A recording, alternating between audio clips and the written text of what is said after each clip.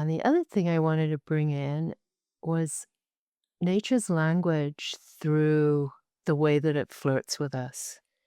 And I love that word flirt. It's got such a uh,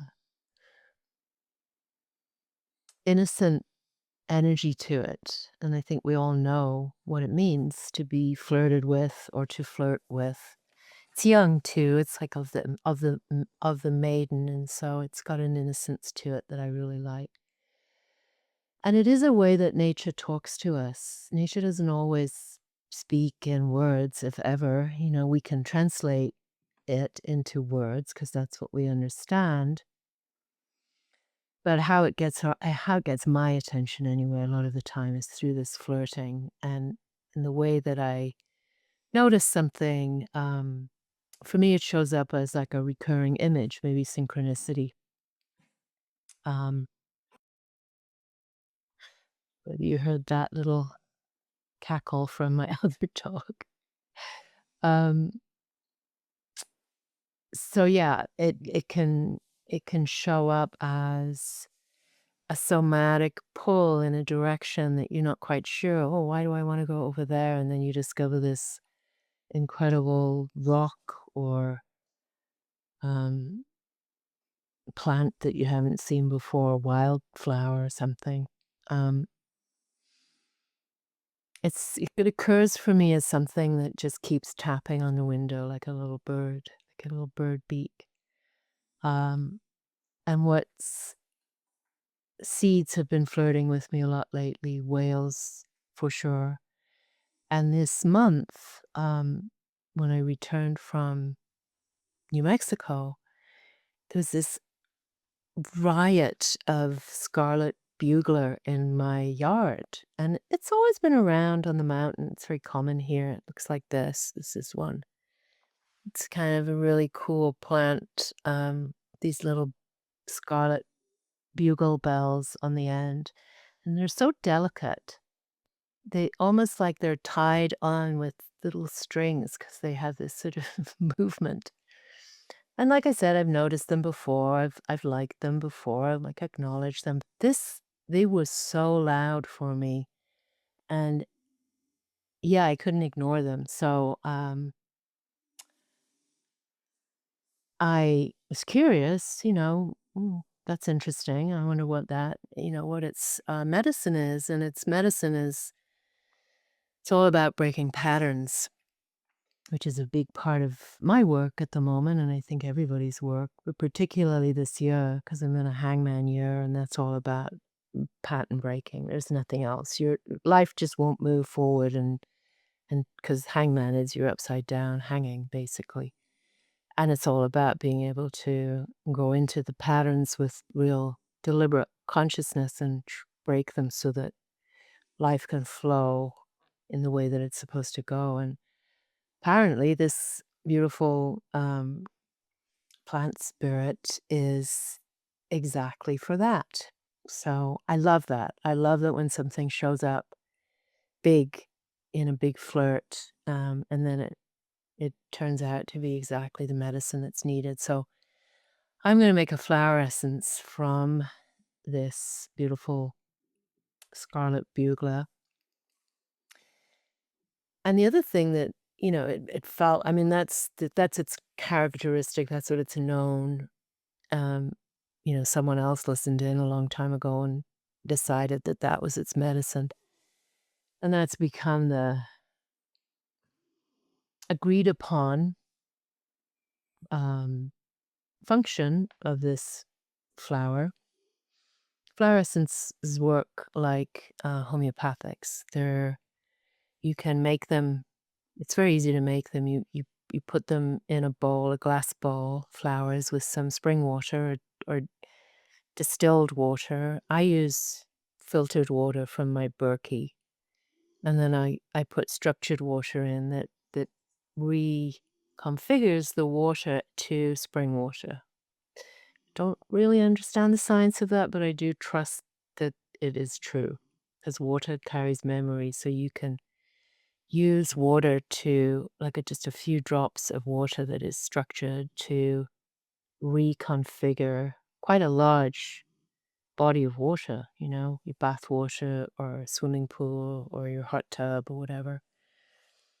So that's the base that I use. And then I put, I would take like the stem like this and very carefully, because you're not supposed to touch the petals, which can be really tricky with some.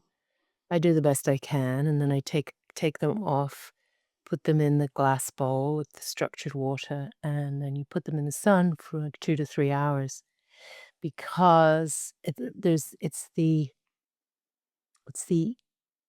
energy of the sun as well as the essence of the flower that creates the flower essence. You can also let them sit out in the moonlight too, if you're feeling pretty strongly about that, because the reflection of that's the reflection of the sun off the moon, but it has a very different yin kind of a feeling. Sometimes I'll sit them out during the day and during the night. To be careful not to let them sit too long, otherwise they become more of an infusion rather than a homeopathic. I'll put some photographs in the Telegram channel. But anyway, once you've let it sit, you move it to a bigger jar like this. Some people use brandy, some people use vodka. I prefer brandy. It's got a warmer energy for me. Vodka always feels a little harsh. That's called the mother essence. And this can last for years because you really just need very, very few drops. I forget the amount. I can put that in the Telegram channel too, but if anybody's interested in actually making an essence themselves, then you put a certain amount of this in a bottle like this, and again, you dilute it down. I think it's 7 drops into this bottle, and then more brandy or vodka. And this is called the stock bottle. And then you move you move it again into another bottle, and this is the dosage bottle. So homeopathy is a science, and it's very mysterious at the same time, but it does work. For me, anyway. So I bring this in as a way for you to notice what your flirts are in nature. And perhaps there's a flower in your yard that is speaking really loudly, and this is the perfect time because it is spring and everything is kind of coming up um, to be noticed, and it has a lot of beautiful growth power in it too. So good time to work with flirts, nature flirts, and make some medicine for ourselves. So along with listening in for what the um, textbook description of what something does, I also like to listen in to my own listening and um, notice is what what called me over to the scarlet bugler was the color first, this riot of scarlet. It's a particular kind of red, orange that I associate with some of the protection deities from Tibet. It's that sort of color. It's like Kali Ma, Red Tara, and some of the other ones. And it was also just exponentially larger than I've seen it in the yard. I mean, last year it was maybe there were a few of them, maybe this size, and now it's sort of really big and noticeable and strong. There's something about the delicacy and the strength that I really enjoy too, that's medicine for me at the moment. Like, how can I be strong and delicate at the same time? So yeah, noticing what it brings up, it feels very, it's got a lot of eros energy in it for me as well. It feels very feminine, and if it was a woman, I would think it was, part Spanish gypsy and part Tibetan medicine woman that, it's got a richness and a interest for me that goes beyond just the pattern breaking. So I also want to invite us to find our own, um, what do I want to say? You know, there's the textbook description of what a plant spirit does.